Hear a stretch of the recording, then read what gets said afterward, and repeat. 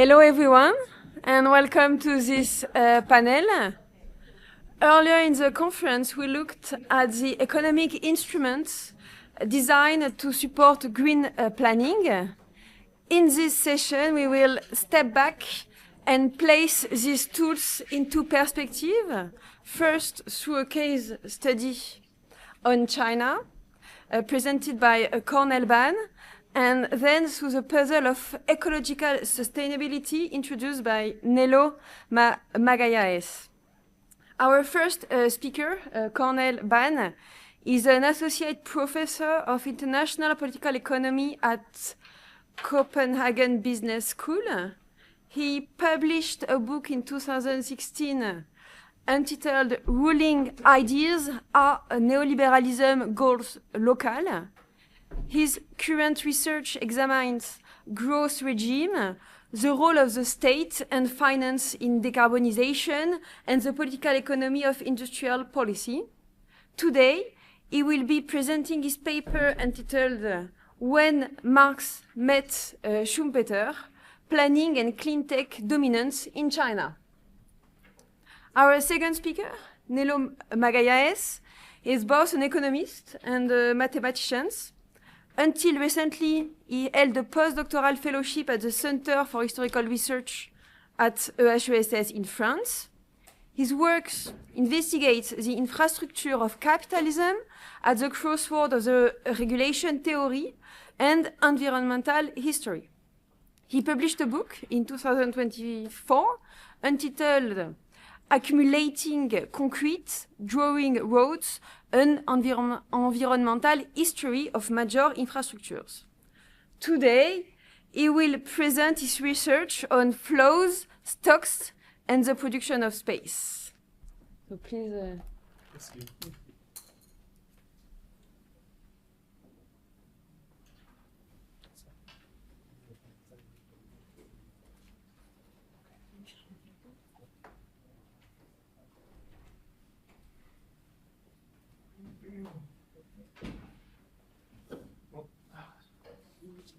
C'est vraiment un petit problème technique, mais c'est débrouillé.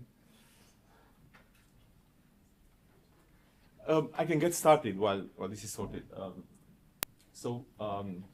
Thank you so much, Cedric, for the invitation.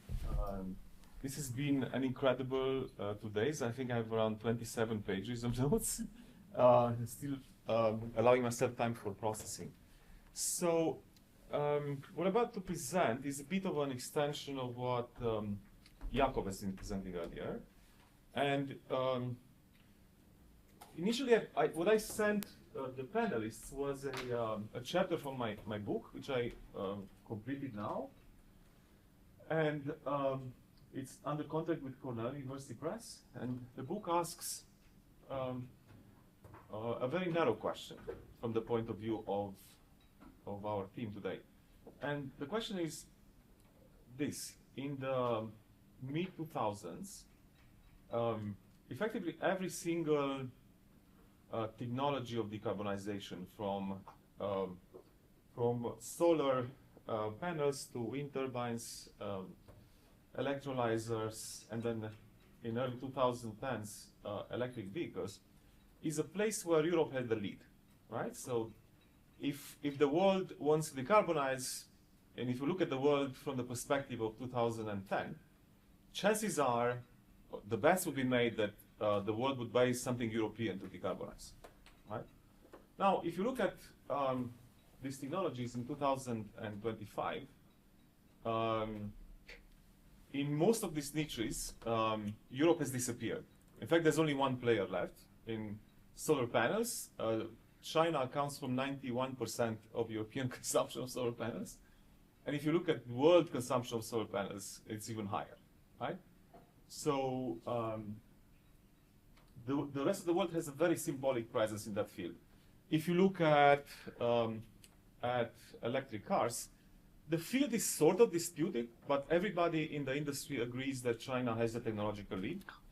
So not just, the much vaunted orientalizing trope about China as this place with that runs on low labor costs and authoritarianism. on EVs and wind turbines, another field where China has entered into competition and is eliminating European producers, is mostly based around innovation and the scaling of homegrown innovation in China. Let's be very clear about that. It's not the famed stealing of Western technology. So the book tries to explain how this flip happened. Yeah, why is it that we talked this morning about the fact that the capitalist core maintains the technology rights? I think the big caveat here is not even a footnote, is another chapter in the history of capitalism, with the exception of China. In green tech, Europe is increasingly, America is kind of out of the race. We're not even looking across the Atlantic in green technologies because it doesn't matter, they're actively repressed. Although they innovated most of them back in the day.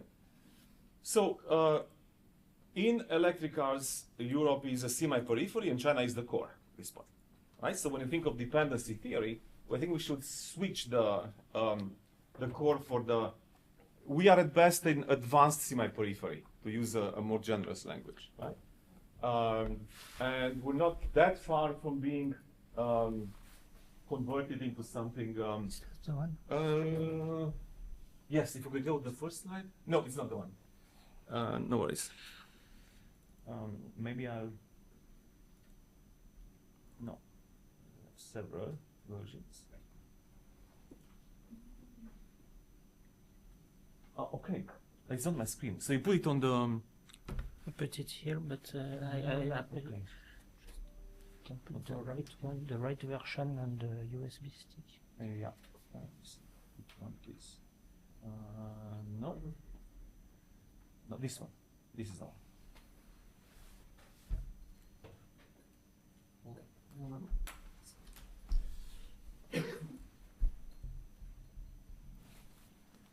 This down.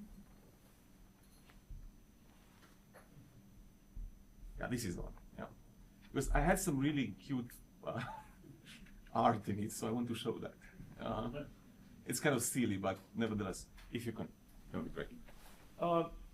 So the book looks at these two industries, but it makes a broader point about essentially two political economies that engage with the task of producing the decarbonization tools for the world. That's what the book is about. And the conclusion of the book is that the Chinese have perfected the political economy, not of decarbonization, but of decarbonization engineering, that is, so far at least, vastly superior in both innovation and scaling to what Europe has been able to produce. And this particular asymmetry between the two, let's call them decarbonization engineering regimes, is steeped into very different ways in which they organize and coordinate the macrofinance necessary for this, as well as the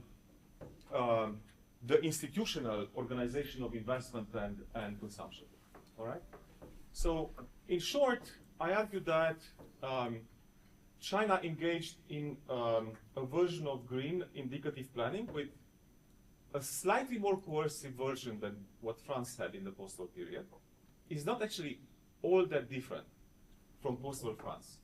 And I think this would be the metaphor. I don't know who the crocodile is, but I like to think that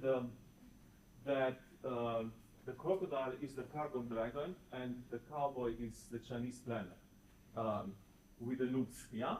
And this is a scene from a famous film, and the crocodile ends up caught by the cowboy. So that's somebody said, we need a physical manifestation of the planner, and I'm giving you one. And he's quite fit, as you can tell. Sing like a planner. This is the. Am I doing fine here? Or I'm going from here. I use my keyboard. Ah. Voilà. Okay, so this is the. I try to mix the two. I think you can see Jean-Peter's eyes a little bit. I made a mistake. It should have been like a Mao jacket, but I couldn't do that. So why Mark Smith Schumpeter? Because one of the things that I was very struck in conversations with with Chinese planners at the Chinese Academy of Sciences, which is the academic research arm of the NDRC, which is the Commissariat au Plan, is that they were extremely comfortable with not being ontologically disciplined. And they have no problems marrying the cult of creative destruction with the kind of Marxist, I should say Marxist-Leninist legacy that they see themselves as the historical heir to. So I will elaborate on that as I go. So here's some slides that I think that some of them are quite powerful. These are conventional, people know about. If you look like, this is the planner's view of China's decarbonization, right?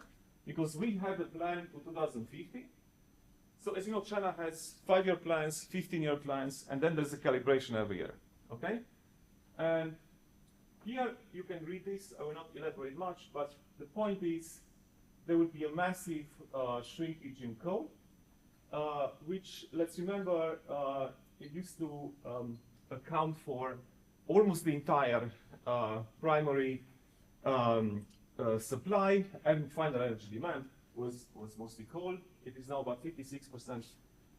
And the rollout of renewables, the media talks about it a lot, but this is something they don't talk about. This is what the planners anticipated, and this is what they deliver.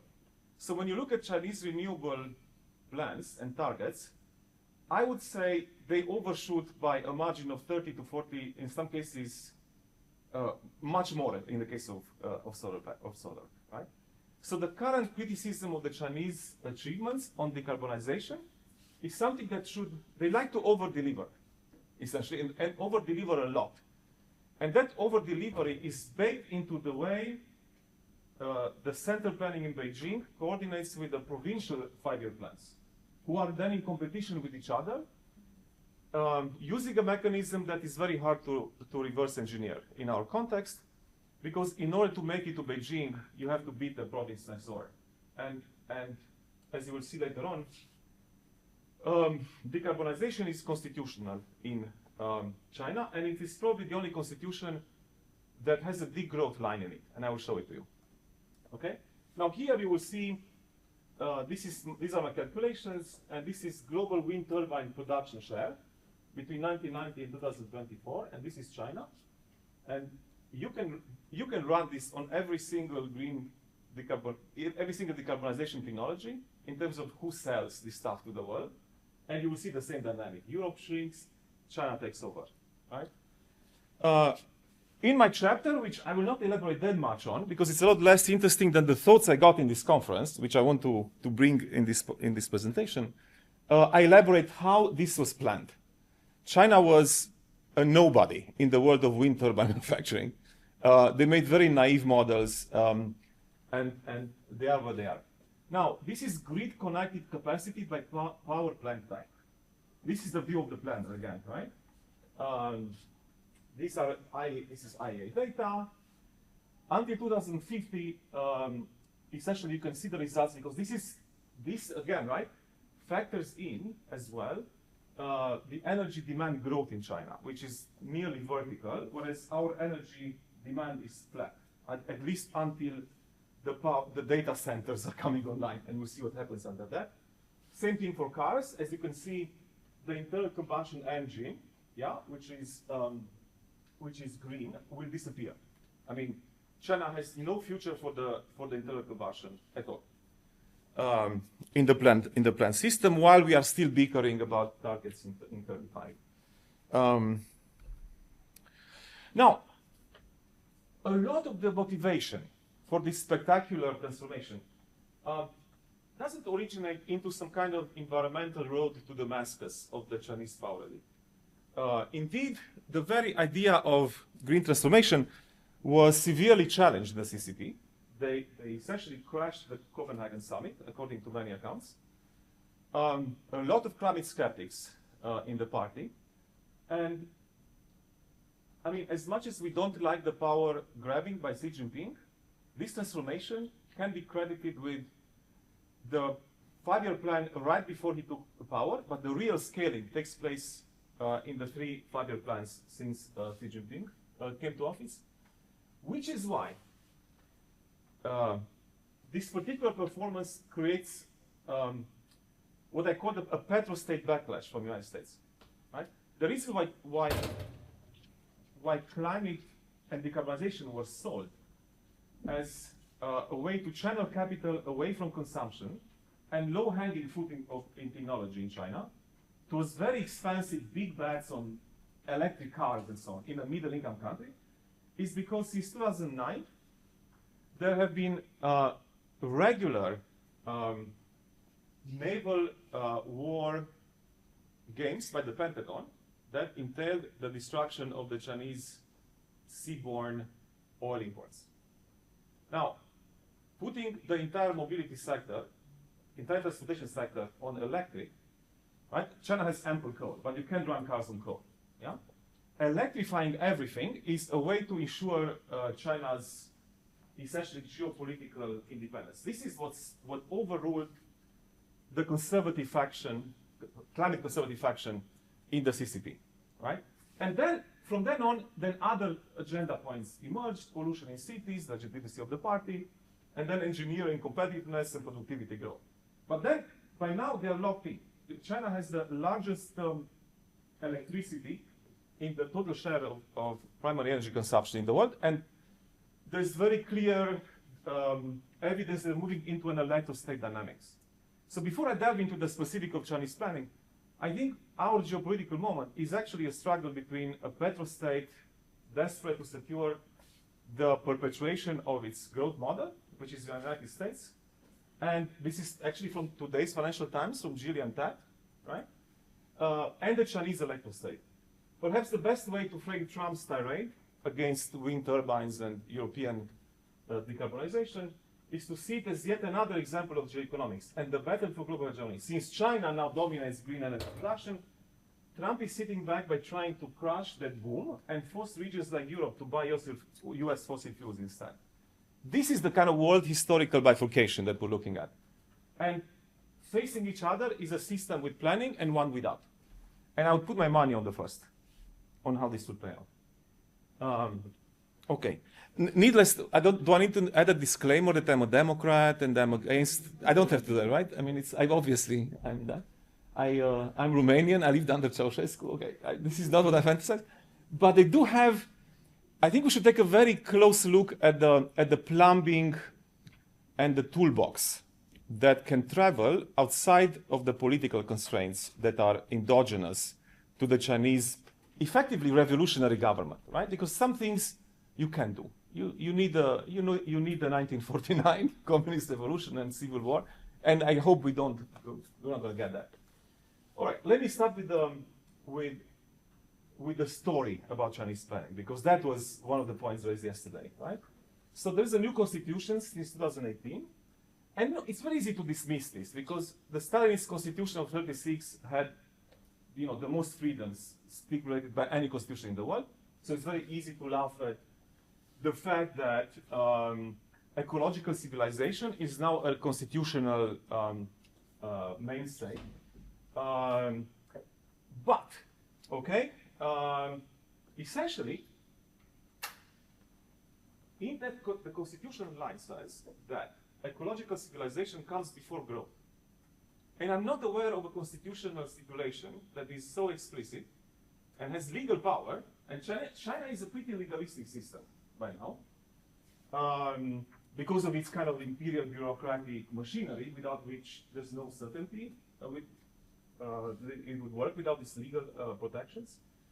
So energy transition is structural rather than a market correction, which is the second principle that is embedded in the Constitution. And I think we should take this rather seriously, because often there is a sort of Cold War way of looking at communist constitutions as being irrelevant. But this is not the case of China. China is not the Soviet Union. It really isn't. And we ignore this at our own analytical parade. Now, of course, there is a Soviet version of planning in China, and that was largely discontinued. The planning state of Maoism, the entire staff was basically fired in the late 1990s. So the planning mechanism was reconstituted from the ground up, ironically, by a group around the Chinese central bank. Yeah? So, you know, the developmental state story of MITI, and that's not what the core is. In China, it's the state council, which is, you know, the government, CCP, party state. And the actual Commissariat au Plan is quite recent, the NDRC planning body. And what's interesting here is that this planning system has to deal with the mother of all decarbonization challenges. This is the country with the greatest coal lock-in you can imagine. I mean, half the country, the western part of China, is completely dependent on coal for delivering basic sustenance and labor, right? So for a party that's communist, who has been trying for over 2 decades now to replace that kind of industry with something else and failed, they are caught in this contradiction in which they have the world's biggest rollout of renewables and the toughest carbon nut to crack. And that contradiction is something that is contingently sorted out. It's not something that can be constitutionally inferred from the way in which the planning system operates. Now, the most important hinge in the state planning system, its basic material infrastructure are the state-owned companies, right? And these themselves capture the contradiction I mentioned. So, energy companies are 5 of China's top 10 SOEs by revenue. Yeah, 86% of the sector is state-owned. That gives you a bit of structural power as a state, no? If you have that. And about 50% of steel and cement is state-owned. Now, this will tell you, good luck decarbonizing China, right? Using SOEs, because SOEs are an important employment machine, and they have their own welfare state. The Chinese welfare state is based on employment. It's not based around tax-based redistribution. So shutting this down suddenly is extremely difficult. But I think the more subtle point about SOEs that people highlight less is the fact that they are essential ingredients of the successful green industrial policy. Why is that? Let me illustrate. I keep pressing on, I should just shut this down. Sorry about that. All right, so some state-owned companies, a lot of them, quite a bit of them, 2 dozen or so, are in the Forbes 500 companies. So they're global companies, and they could be in telecom, or it could be in, atomic physics and things like that. And they generate profit for the treasury, right? So there's these 2 categories of SOEs. So this is like a like a conventional French SOE that has autonomy, they make money, the government is a shareholder, so they maximize shareholder value for the government. But then there are the second categories of SOEs that's more interesting for planning, from my viewpoint. And these are basically planning instruments. In what sense? They can be entrusted explicitly with green industrial policy roles, right?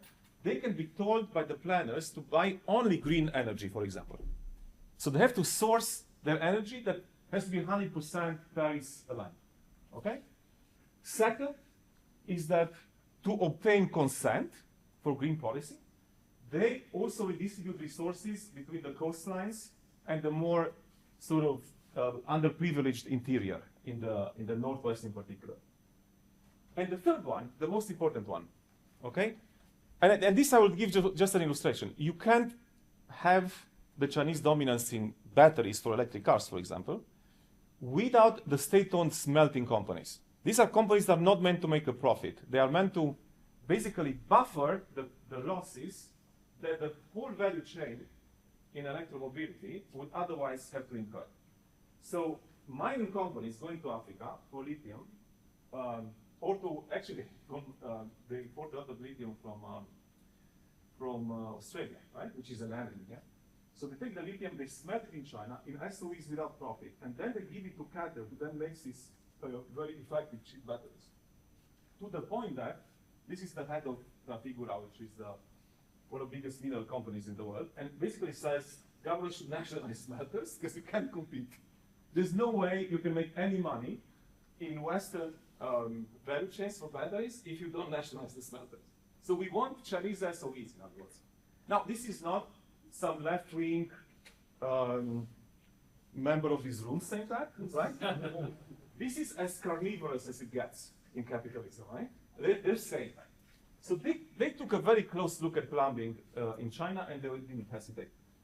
Then, this is probably the biggest green champion of China that nobody heard of. It's basically the state grid. I mean, the state grid is mandated every year to increase. Basically, they have targets of, wind and solar in their supply, and there is no way around it. And effectively, if you overshoot the target as a CEO for the state, you will probably end up in a super posh position in asset management for state assets, which is much nicer, and then go up the hierarchy of the party itself. So we have to think of decarbonization as a value chain. In that value chain, without state ownership, China wouldn't be what it is today. That's the bumper sticker. All right? Now, second, they reinvented basically what green finance means. All right? There's this bit that we have with green bonds, and again, state-owned banks have targets for green bonds, but if you actually look at the data, they're not that important. Yeah? I mean, let me put things in perspective. Since 2013, so 13 to 23, China issued 4.7 trillion in green credit. Can you take that figure in for a second? Right? I mean, we're talking in Europe, we're talking hundreds of billions at best, and we realize maybe tens of billions in that target. 4.7 trillion is something that can explain why that happened.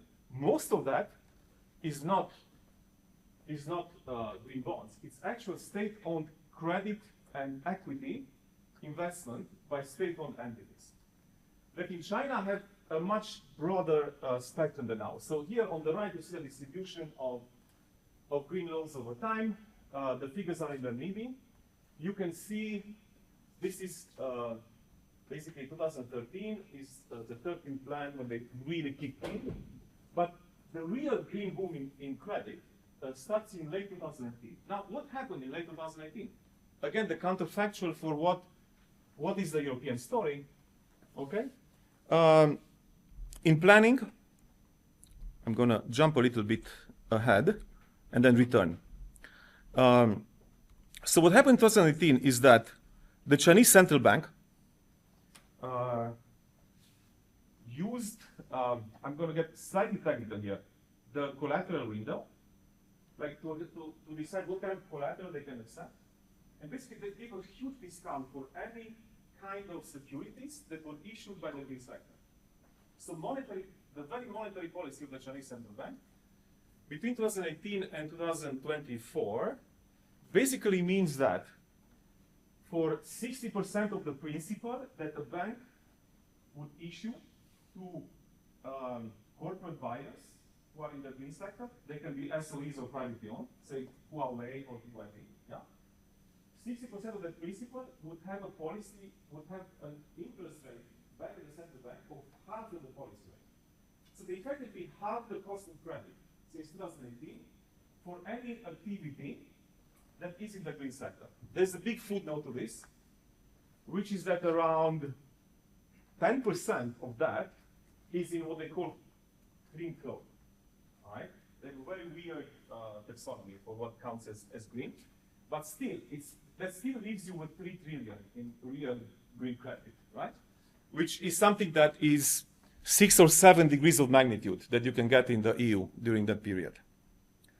Okay. Now, this is a paper that I published 2 weeks ago that speaks to another mental experiment we can make, right? So one of the ways, I highly recommend Ying Yao Wan's book on the Chinese shareholding state. Effectively, a lot of the way the planning literature thinks about the role of state finance is they think about it as loans and guarantees, right? This is the developmental state, development banks, Korea, is what we do, yeah? even the French post-war indicative planning experience, the state-owned banks kind of stand behind the plan with attractive finance so that carnivorous capitalists jump on board because the cost of capital is lower in the state banks. Well, China added a new institution, right? These guidance funds. I mean, the guidance funds, effectively, how much do I have? I'll be fine. So the guidance funds basically are a combination between a venture capital fund. This is what Matsukato wanted the West to do, remember? She says, okay, so if you support innovation, make sure you have equity as a government, right? So society becomes the technological rentier. Well, in China, there's 600 billion euros in equity done by these guidance funds. And here I did some calculations comparing them with the entire European public venture capital sector, which is the European Investment Bank, EIF infrastructure, and 38 regional and national development banks in Europe, right? And as you can see here, in China, it's 2.75% of GDP. So social ownership in hard tech innovation in China is 2.75, and then the European Union is 0.84, right? I mean, these numbers matter. This shows not just commitment to decarbonization, but the fact that the green lock-in that China is engineering has real socialized capital behind it in the sector that is said to be the exclusive privilege of fancy venture capitalists in the West. All right? Now, this is percentage of financial sector assets. Again, right? Very huge, huge gap between them. The big story, however, in scaling up is the state-owned banks. I mean, that's a pretty conventional developmental state story. I think this was talked about a lot yesterday, between the tension between, apropos of your work on the federalized decarbonization planning. I think this is what, and they actually use the word guided pluralism, right? It's one of the terms they use. So they engineer this tension between central planning in Beijing and provincial planning, and they compete against each other in experiments, right? So each province is allowed to do their own five-year plan based on their endowments, yeah? And whatever comes out fine after 5 years is then multiplied in the other regions, right?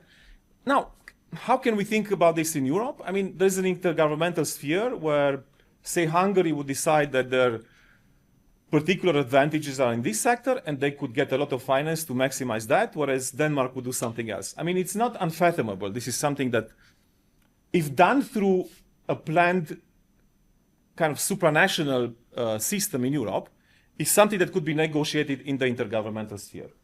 Right now, and there's a little anecdote here, the biggest difference between our financial institutions involved in green credit and theirs is that the Chinese state-owned venture capital funds have technological mandates. So they look at the value chain and they target a specific section, and the sociology of the elite who runs them is a mix of engineers and financiers, whereas ours are all financiers, and ours only have general mandates. So it's whatever is profitable or attractive. And my favorite is the British Future Fund, established during the pandemic, whose biggest and most successful investment is an equity position in a sort of like orgy app, where, I mean, the Brits decided that's a competitive advantage they have. And it's, you know, they have like 2% of that and it's doing really well. So the British taxpayer benefits a lot from global demand for this particular app. It's called Killing Kittens, if you're interested. All right. I think I sort of covered that. It's a tough job. I mean, we're looking at, you know, 53 energy consumption and something very nefarious they keep doing, right? I mean, 160 billions coal power plants new that they're selling along the Belt and Road. But my numbers say that the rollout of renewables in the global south by China will soon vastly exceed this. Okay. I'm going to jump on the power revolution, the wind power revolution in China, because I probably have like 1 minute left. 2, that's excellent. All right, let me jump that, and I'm happy to address that in. I mean, this is not a planner. You see, I can abuse Jakob because we're friends. So you don't have the suit, I just put it on you. So this is what, so if Jakob looks at China and comes to Europe dressed in this suit, what would Jakob do, yes? So first, green up the European Investment Bank. This is our Chinese bank, right? European Union owns this bank. It's 600 billion assets under management. That is a lot of firepower, right? If you could actually mobilize it for decarbonization. Then network the national banks beyond what Matthias Thiemann said with the EIB. And I think I would literally suggest a Chinese way of coordination here. I could go into detail. This is Draghi. I actually think Draghi's joint borrowing does mention green transition. We are vastly underprepared to do planning on this, creating shared demand. My favorite story here is the Next Gen EU, which is the biggest fiscal instrument of demanding green technology in Europe. And I mean, I could go for ages into complaining about this. They left it at the member states list of desires, and it has been the biggest wasted opportunity in the demand for decarbonization I can think of. It was actually a huge Chinese import. That's what it was. All right, so I have a paper in Social Economic Review which compares the ECB with the People's Bank of China. So if you want to look beyond the neoliberalism and what it can actually look like in a central bank whose members in China are trained by our neoliberal network, right? But they are embedded into and subordinated to a party state. Yeah. This is the list, and there is a more detailed 30-point variable list of what constitutes the particular way in which the Chinese central bank unleashed $1 trillion or so in green credit, essentially becoming something between a green development bank and a central bank, hybrid. Again, Banque de France, post-war, even the way in which the state finances itself with the Treasury central bank circuit is a really essential prerequisite for doing funding, for doing planning, because planning lasts as long as international bond markets fund your government. So I don't see a way around not having capital controls in the maybe EU 27, right? To trap the capital in order to do something like that. That conversation has to be very sobering. And I know I have to end, but this is nasty stuff you have to do, okay? I'm not sure we're prepared for this. This is a lot of green extractivism that China is doing. And Europe has done some kind of faint version of that. Daniela Gabor and Sila wrote about it. And it hasn't really worked. I mean, it's like a pretense of green. We're not even doing green extractivism. We just have no extractivism. We just get the Chinese version of batteries at this point. To conclude, I mean, this is where we are, right? So we're in between, you know, Eddie's story yesterday of, you know, libertarians' darkest dreams out there in power in Washington. You know, the war that depletes the resources for and defense, the resources for decarbonization, and of course the mandarinal state in China that has about 3,000 years of meritocratic selection and bureaucratic culture that is very hard to reverse engineer. So we have to figure out a democratic version that can import some of the plumbing while not having the mandarins in the room. Thank you.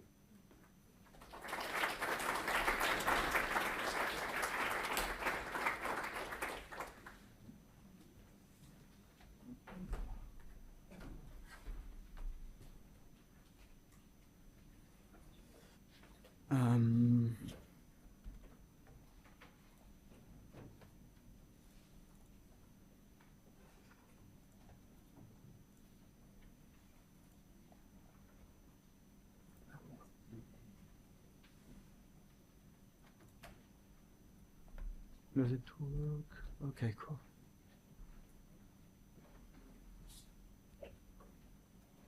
Yeah. You tell me when I have 5 minutes left. Okay. So hello everyone. Thank you to the organizers for inviting me. François Xavier, I don't know where he is. He's not. Yeah. Okay. Thank you so much for all the emails. Thank you also, Cédric. I'm not a part of the planning team. Still, I'm happy to be here, and I will. I mean, I just heard Cornel, and I thought you are a really good guest, and I'm a bad guest since I'm not a planning specialist. I have no idea what institution would be needed, what green actually means, and I'm very cautious about normative or speculative approaches. And what's more, I changed my title. I wanted to work on the environmental state, and I changed recently my title. Well, so I'm a really bad guest, and you were very, very funny, and I really austere. So so yeah, I'm so sorry for everyone. I hope Cédric, you will not be disappointed. So nevertheless, I've been working the last few days to link my work with the theme of the conference. I will talk about transport infrastructure and the conflict associated with it. And above all, I will provide a general model that combines regulation theory, environmental history, and ecological economics to maybe better understand planning. The empirical part will only be there to support this general model and this general framework. So, well, yeah, overall, I will be, let's say, raising questions more than answering anything about planning. So I'm really apologize for everyone who was expecting this. So, generally speaking, I'm interested in the materiality of capitalism, and coming from regulation theory, I define capitalism as a set of social relations, wage, money, the state, let's say the core periphery structure. But of course, as regulation theory states, social structure never appear in a pure form. They are always institutionalized in a specific institution, and the combination of institutional forms varies historically, and that's why there is an endogenous change in capitalism through this change of those institutionalized social relations. Well, but while I was starting working on regulation theory, I was really disappointed because there is no gram of energy or material flows or anything in this framework, but only those institutional forms. So I start working with regulation theory, but as you shall see, I really quit a little bit this framework, or at least generalize it. But I need to mention that this framework, thinking about the social world through social relations and how they are institutionalized, can be generalized, adding new social relations such as gender or colonial social relations and more, which are not included in the traditional regulation framework. Well, so regulation theory has many pitfalls, as this description of Fordism, which does not depend on energy or material flows. And it's quite strange because it's a kind of materialist approach, but without matters and without bodies. And in the 90s and in the 2000s, early 2000s, many authors thought there were missing social individuals, and to better understand the institutional change, the regulation theory needed really some, let's say, agents, social agents. And that's why Frédéric Ordon, but you can also name Bruno Amable or Stefano Palambarini, to understand the institutional change, they added the perception of agents, the role of hegemony, and so forth. And in the Lordon's work, he really worked a lot on how those social relations are embodied. So capitalism does not just reproduce itself through those institutions, but also through the let's say, subjectivities which embodied those social relations. So that was really helpful, but still I wanted to materialize those social relations, and it was not enough for me. So we have here what I call, let's say, institutions, to be brief, and what can be defined as habitus in the Bourdieusian language. So in this debate about we need actors, let's say, there were a debate like some wanted to take actors from the Économie des conventions, and others, such as Ama, Palomarini, and Landon, said regulation theory needed to go to the Bourdieusian analysis. So let's say we can have like bodies, or objective structure, institutional structure, and like, let's say, subjective structures. But well, my question was still, how can social relations be materialized? I wanted to examine the French economy, and what I did for several years was to study the French metabolism. That is, all material flows which are qualifying, which are defining the French economy. So all the domestic extraction, all the physical trade balance, that is exports and imports in tons. You can also think about material footprints and many other biophysical indicators. So I did that through archives. So I did years of archives. And I will just present a few results here to discuss and to complexify this model. So I will talk about material flows, material stocks, and some local effects, and then I will present my general model. So basically, I won't detail all the material flows of the French economy, but the most important one was sand and gravel. And I thought, oh, that's interesting. Nobody cares about in France, and I should maybe analyze this and understand what happened. So it's more than 20 billions of tons since 1945. This is per capita. So this is the domestic extraction in France per capita. And well, this is well known. You have the same results everywhere in the world, as probably you know. So this is only to mention that it's way more than any other extraction in France. And I here just mentioned coal, which is what's really important in French history, cereals and iron ore, just to put it to show the order of magnitude. But as you know, the extraction of sand and gravel is everywhere. This is the global extraction. So from 1900, and the gray part is mainly sand and gravel. So it's like half of the extraction on Earth is about sand and gravel. So my case in France was just like a specific picture, just one aspect of this global sand and gravel extraction. So yeah, basically what is important also here is to mention that 100 years ago the metabolism was mainly agrarian, or based on biomass. And so we extracted to feed ourselves and to build in maybe, I don't know, wood and to eat and so forth.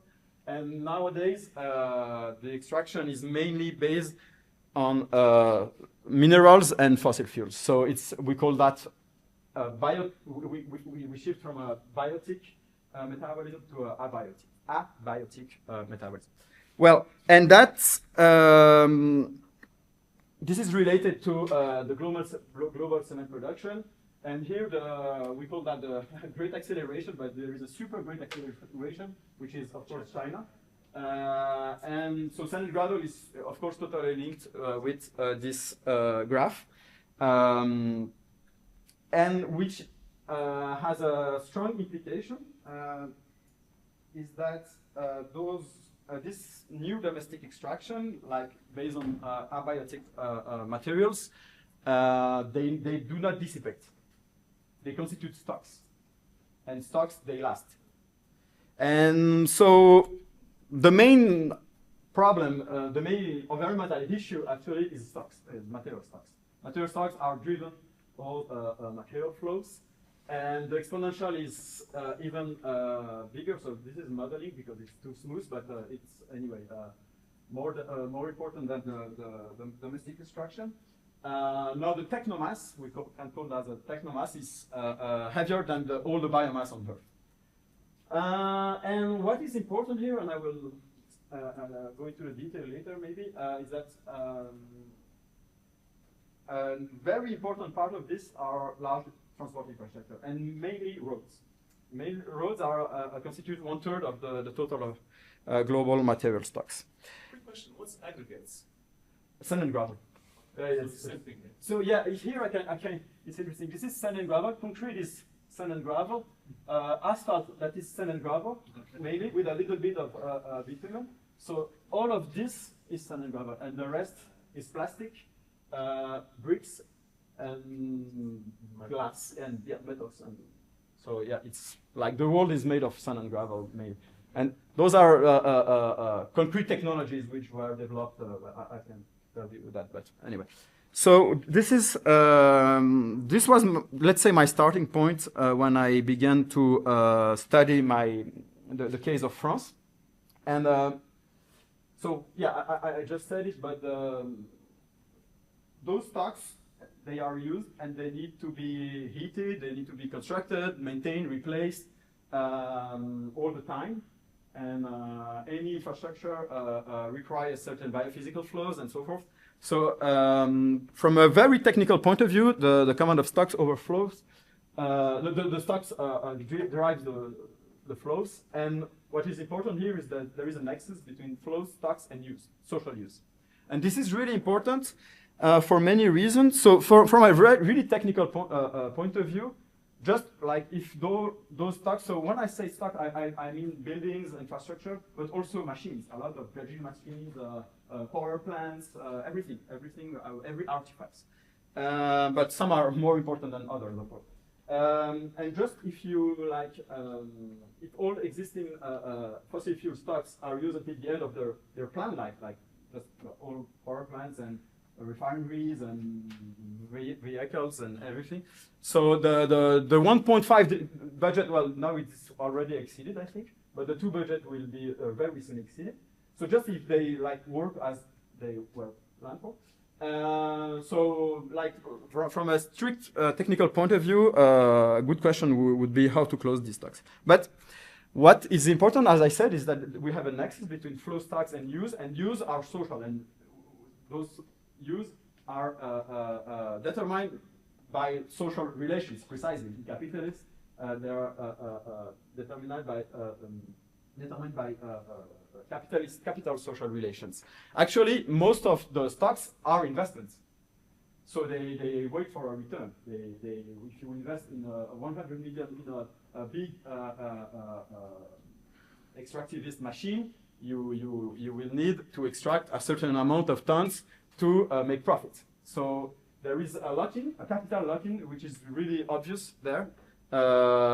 And so, but this is really important because if you just abandon those machines, there is no lock-in anymore. That's obvious, but we always need to think about that. If you abandon an airport like in Berlin, the airport doesn't make any problem. You can just cycle there and it's okay. So of course it's the lock-in comes from the capital imperatives, let's say. And yeah, and I just mentioned here that if you see those stocks as fixed capital, they are not all. Well, this is complex because it's not always like. You can think that a part of those stocks are, I don't know, nurseries and public hospitals, and those are not like expecting. Well, not all of them are made for making profit. So, well, but still, you can so reach the stranded asset debate if you go into this path. So that was the starting point, and now I want to go a little bit beyond that. So what is important here is the nexus flow, stocks, and practices or social use, or in fact social structure, and this debate about locking. Now, let's go back to sand and gravel extraction, but this same graph as I showed. So first, what does this have to do with capitalism? This is not so obvious. Well, we extract sand and gravel. It's low value added. So I just will explain really quickly. I will in the next slide explain my work about ordinary extractivism in France. But what is important is nowadays more than 80% of the total extraction is dedicated to public works, not for buildings. First, second, a huge part, a small part goes to new stocks today. The rest goes to extension and maintenance of the existing stocks. The major part of the extraction is directed to roads. Second, those transport infrastructure in general are designed for the largest vehicles or the heaviest vehicles and so forth. So the harbor is expanding, for instance, Fos-sur-Mer, I don't know, or Hamburg. There was an harbor in one century ago, but it is developing to be able to receive, let's say, the most important tanker or ship that exists. So with 26 meters of deep and so forth. And roads are made for trucks. So they are designed, they are solidified, and this is why there are so many stocks and there's so many extraction dedicated to transport infrastructure. And if you think that those large infrastructure are made for these very heavy vehicles, or you can also think like ports, airports, roads, and channels. If you think of the Suez Canal, it is like really designed for the largest and most important ship that exists, and it's always widening and so forth. But so, well, this is for the global circulation of commodities. This is not for passengers. This is not for normal cars. And so I was really happy with that because this is capitalism. So, and we can link also that with all the extractivism in the global south and let's say ecological unequal exchange, which is really a super strong structure for the French economy. Beside the sand and gravel extraction, the metabolism of France is really structured by ecological unequal exchange. France has no fossil fuel, has no metals, and so it totally depends on the rest of the world. So there is a strong link, and there are others with some important social structures. And well, this is well, just I don't comment this graph too much, but this is true for Europe. So I was really surprised when I look at this graph the first time. It is about material stocks in Europe, and it shows that the extraction in Europe is mainly dedicated to maintenance and replacement, and not for new buildings. So we are extracting just to maintain the existing stock, not to construct new stock. So even if we stop building any new infrastructure or stock, but remember, we need to do that only if we use those stocks as we use it now. So the airports, harbors, roads, and so forth. But so yeah, that was important, and so this is also true for Europe. And the mass of roads is more important than the mass of all buildings in Europe, for instance. Just the mass of roads. If you look to one city, it's not obvious, but there is more sand and gravel in roads than in the buildings of all cities. Well, but what does sand and gravel extraction mean? So I will go really quickly. So I studied in archives for years, as I said, and I was really surprised because in France, so there was really ordinary sand extractivism for decades. So sand and gravel was mainly dredged from rivers or close to rivers from the 40s to the 90s. And I was really surprised with that, and I linked that to the debate about sun extractivism in Southeast Asia, for instance, and other countries in the global south. And I was surprised once when I once wrote a paper saying that the level of extraction of sun mining in the lower Mekong was 7 times larger than the natural sediment supplied by the river. You know, so the real natural sediment coming every year in the lower Mekong, and they were extracting 7 times more than what is actually the natural sediment flow. And in the Loire River, for 50 years, this was about a factor of 5. And in the 70s, it was about 10 to 12. So it was much worse in the Loire River than today in Southeast Asia and in other countries. So starting from this debate on sun extractivism as well, I was thinking, oh, that's strange because we have the same in France. And we never think about local extractivism. And it was very ordinary with thousands of small films with very low value added. It was very local, so it's really interesting to think about billions of tons that were extracted by small films and not like super huge multinational. There were, of course, many environmental conflicts that I will talk about really soon. And what was important, there were regulation because it was completely unsustainable, socially unsustainable.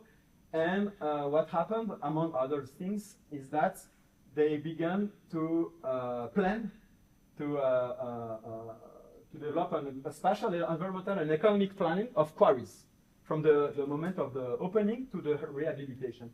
And this was not meant to stop the extractivism, but just to legitimize it. Because as I showed here, so the peak increase of the extractivism was in the 60s and 70s, and the new legislation was here, and you see that there is no steep decrease of extractivism, never. So it never happens. It just 10 minutes. It just legitimized what happened. So I will talk a little bit about that. So yeah, I will just go quickly. But what they did is that it's exactly, so it's really close to this idea.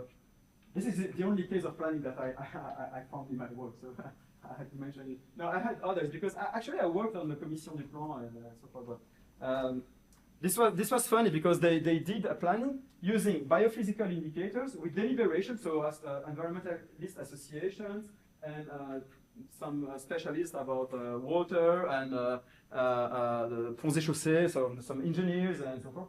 And they really planned, so like at the departmental level, so at a small scale, like where are the quarries, how are we going to rehabilitate them, how much do we need, and so forth. So it was really an interesting case, and I think it was really important to legitimize the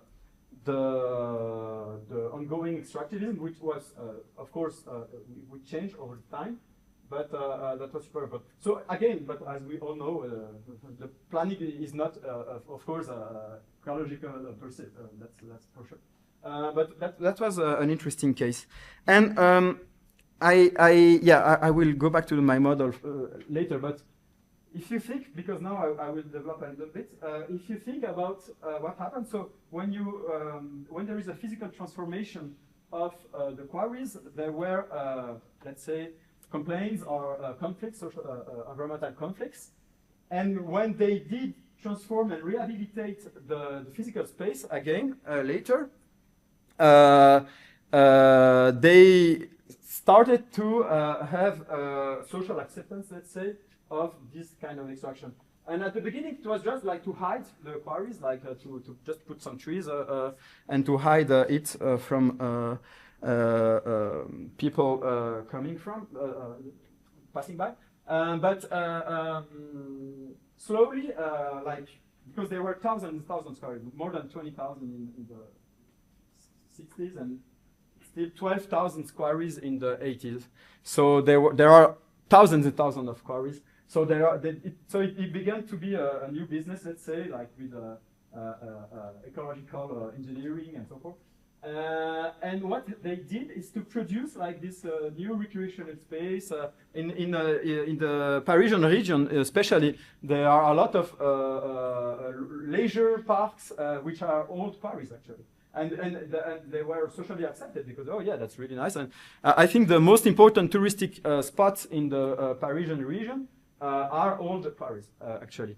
And so it works quite well. And they, of course, Lafarge and others, big multinationals, did propaganda about it, like saying, oh, it's okay, we are going to extract, and then we can make any beautiful space you want with like whatever you want, like with ecological indicators, we can talk about it, like we'll be sailing, kayaking, everything. So it was like really an important business.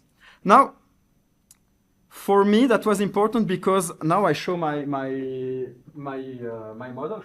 So I had this part. So I thought that what was missing was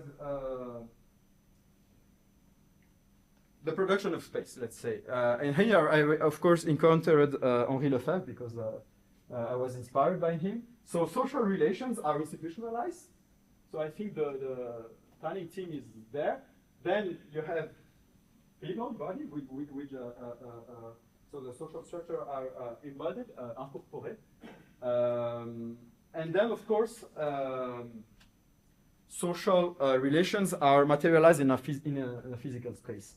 And that's important because now we can understand when you well, for this kind of extractivism, but you can generalize it to any extractivism. You transform like the social structure, transform those spaces, quarries here. People are affected by this transformation, and then there are complaints and so forth, and there is an institutional new regulations and so forth, which transform physically this space by producing this really recreational space, for instance, in this case. So the physical space, I mean, the materialization of social structure, so it goes from, of course, large infrastructure, built environment, of also objects, of course, any artifacts or any stocks, of course, is a materialization of a social structure, but it's more than just a stock. It's a physical space. Here you cannot understand the dynamics of those social conflicts by only thinking about flows and stocks. And I did that. Yeah, so here again, yeah, sorry, there is English, French.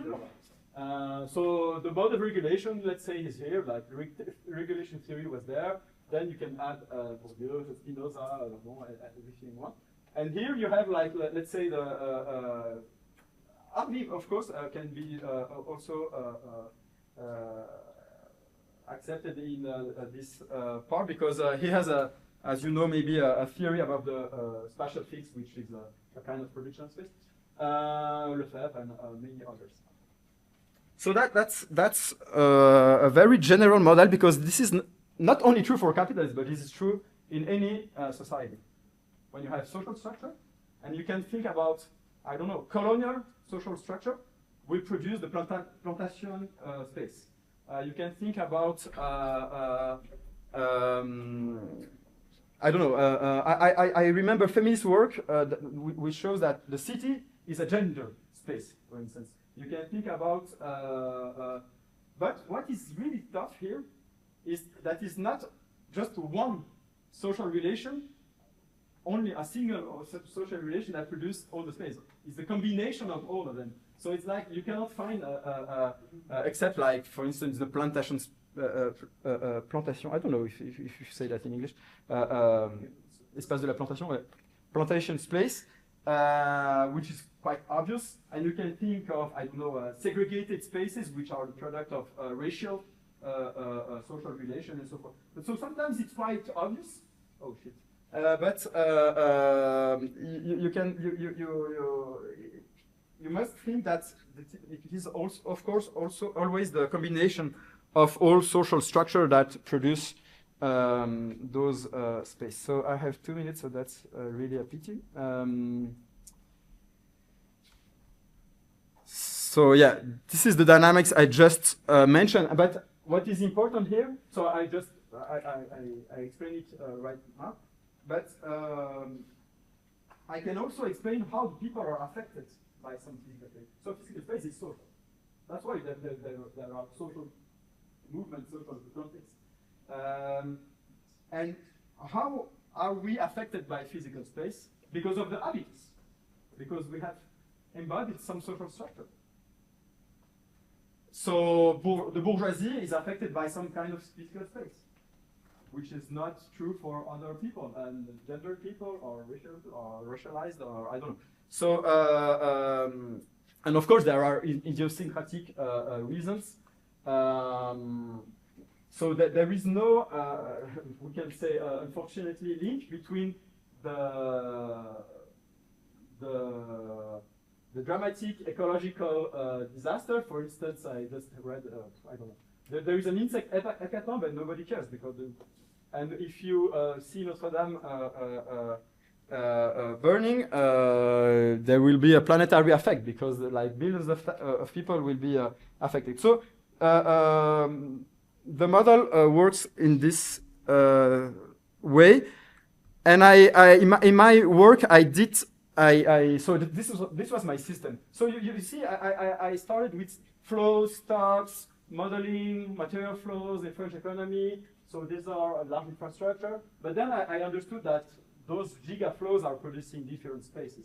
And another really important space was the waste space. So in one infrastructure, you have sand and gravel, you have earthwork, which is like just behind sand and gravel. And then you have waste. We have a lot of waste in transport infrastructure. So I did the same argument with waste, with the same kind of transformation of the physical space. There were protests and so forth. I don't go into the details.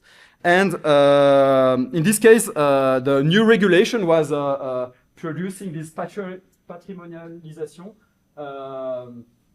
just to accord a patrimonial value to the space. So this is my last slide. But yeah, that's it basically, because I just wanted to, yeah, in the end, well, I recall the Nexus flow stocks. So every society has flow stocks and social relations. Every society has infrastructure. Even a peasant society, even in the Chiapas, they have infrastructure. That's not the point. You cannot be against the same. You cannot be against like institutional forms. There will always be.